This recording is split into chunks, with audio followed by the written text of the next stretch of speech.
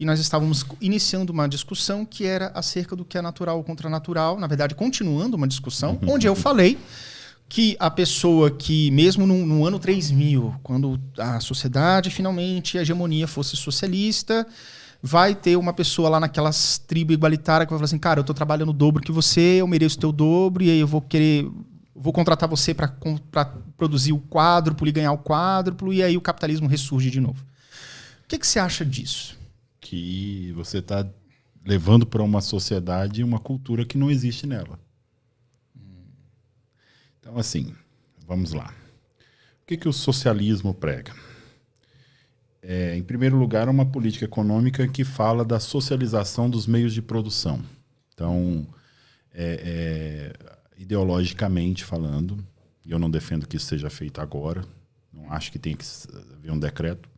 Até acho, né? Assim, ideologicamente falando. Mas ideologicamente falando, a gente pode falar de várias ideologias que pregam alguma coisa que a gente sabe que imediatamente não vai acontecer, mas que há uma expectativa, uma crença naquilo. Mal comparando com a religião, os cristãos esperam há 2000 anos a volta do Messias, que virá arrebatar as almas e levar todos para o paraíso, né? Aqueles que se arrependem dos seus pecados e que vivem conforme as normas que ele estabeleceu.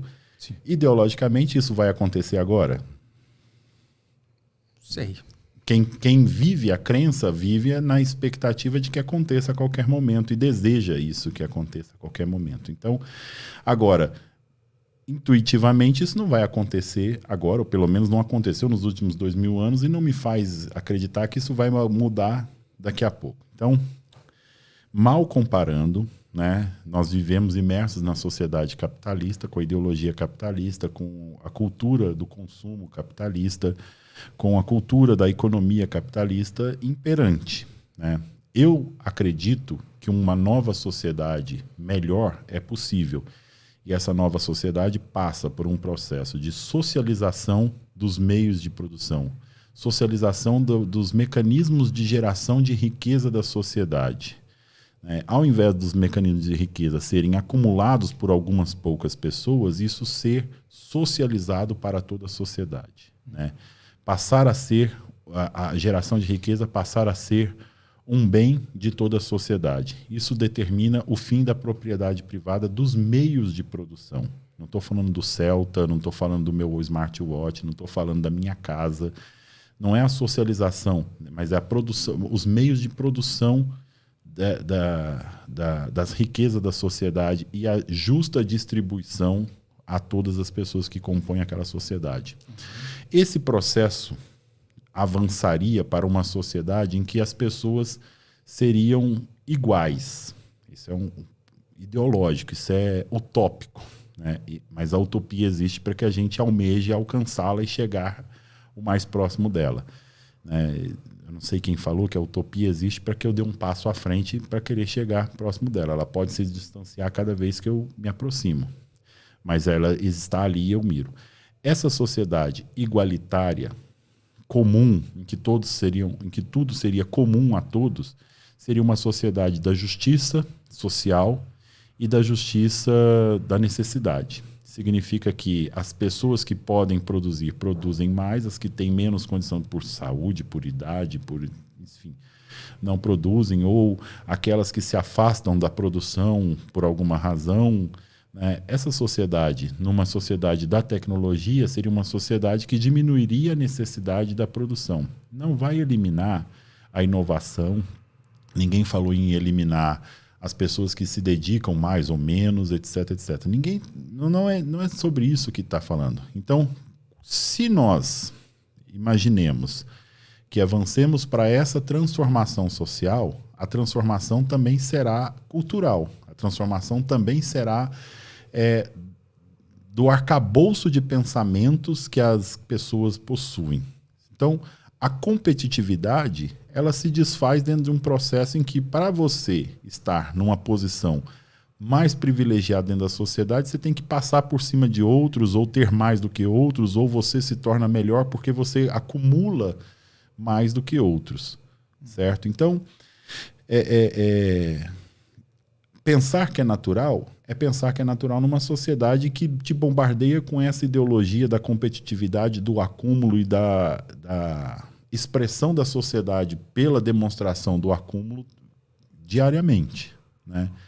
Então, eu quero morar num bairro melhor, eu quero ter um apartamento maior, eu moro num apartamento de 2 quartos, eu quero um de 3, um de 4, uma casa, uma coisa. Numa sociedade em que está te dizendo que a melhor condição é aquela que você mostra para o resto da sociedade que você acumulou mais do que outras pessoas, né? Mas uma casa de 3 quartos não é mais confortável ou desejável do que uma de 2 quartos? E ela naturalmente mais cara até nessa sociedade mais... Por que ela é mais cara?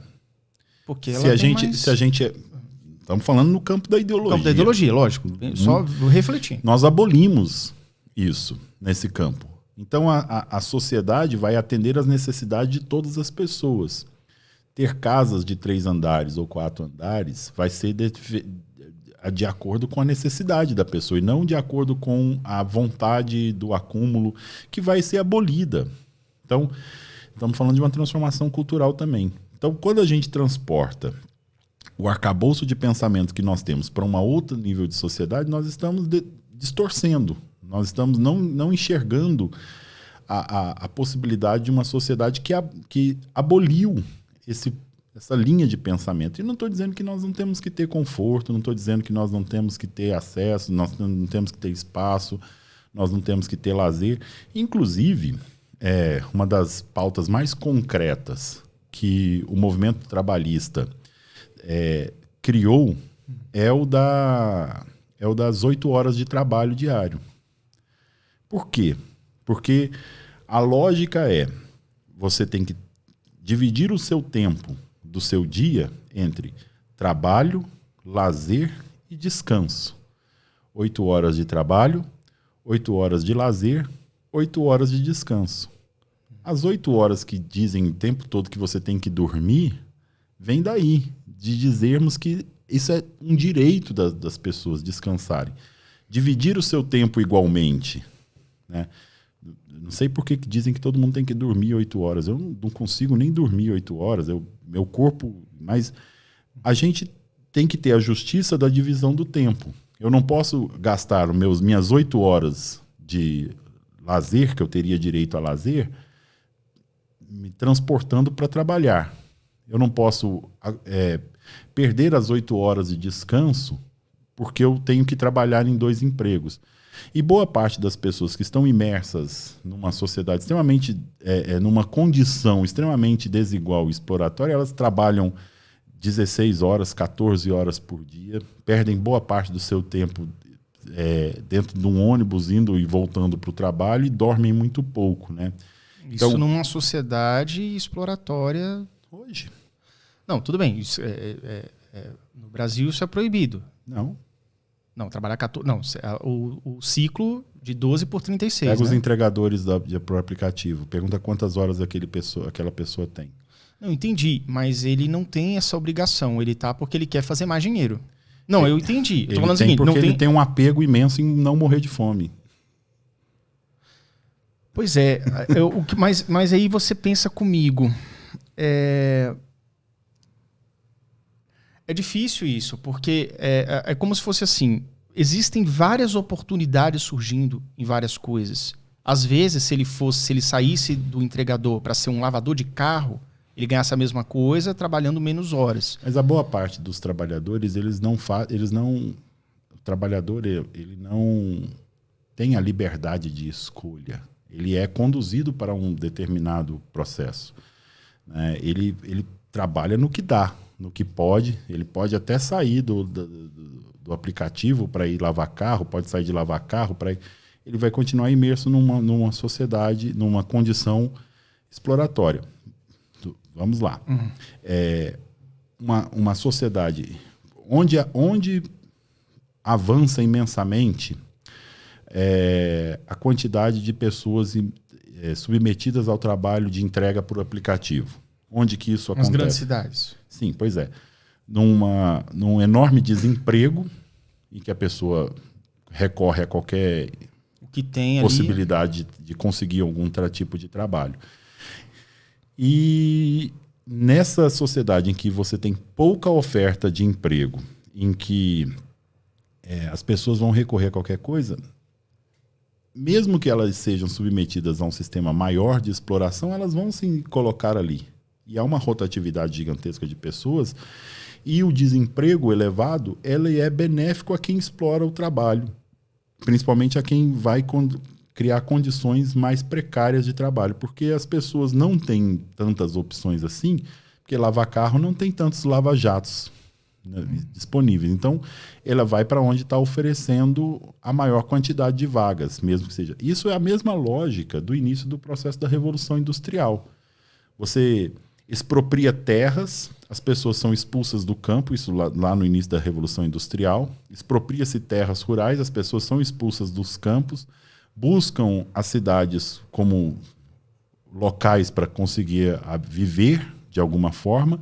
Não há ocupação que gere condições de garantir o sustento da vida, exceto aquela fábrica que está ali. Ela determina a contratação, o tempo de trabalho, o nível de exploração, dispensa e contrata quem ela bem entende, e as pessoas são submetidas a 14 horas de trabalho, 16 horas de trabalho.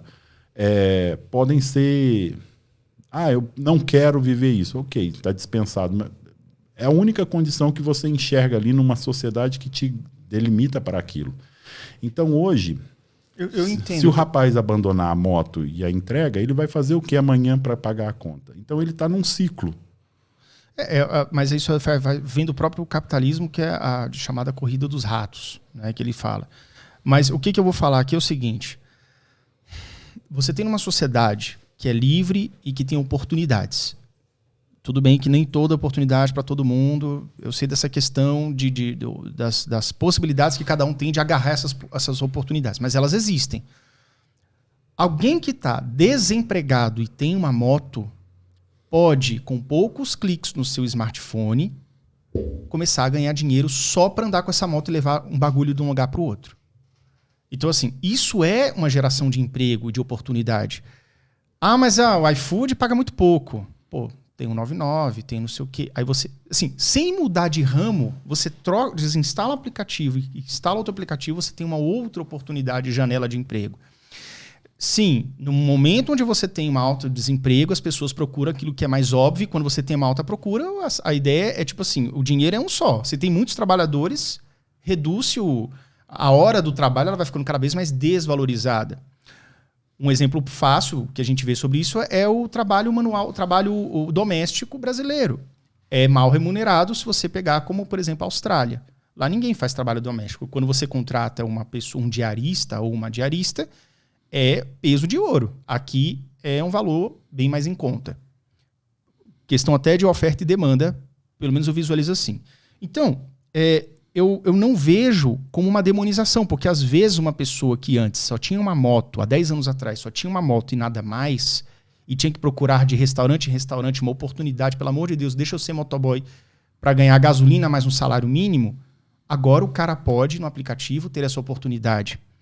Então, e é aí que eu falo, você não precisa fazer aquilo para sempre, você pode ir galgando outras coisas e vai crescendo na vida que, ao meu ver, o capitalismo ele traz essa possibilidade de você ascender.